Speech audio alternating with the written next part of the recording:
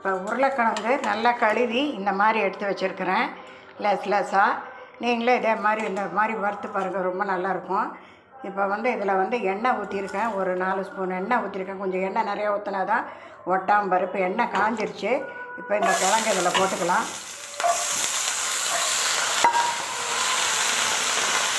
இப்போது இந்த உருளைக்கிழங்குக்கு தேவையான மிளகாத்தூள், சாம்பார் தூள் தான் அது, கொஞ்சம் மஞ்சத்தூள், ஒரு 1/4 ஸ்பூன் மஞ்சத்தூள், இதுக்கு தேவையான உப்பு, இதையும் போட்டு கொஞ்சம் கலந்துடலாம்.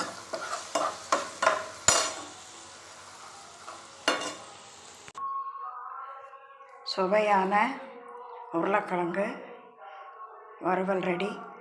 நீங்களும் பண்ணி பார்த்து லைக் பண்ணி ஷேர் பண்ணுங்கள். இப்படி பண்ணால் ஒரு உருளைக்கிழங்கு ஒவ்வொன்றையும் ஒவ்வொரு விதமாக பண்ணலாம். இதில் எப்படி பண்ணாலும் நல்லாயிருக்கும்.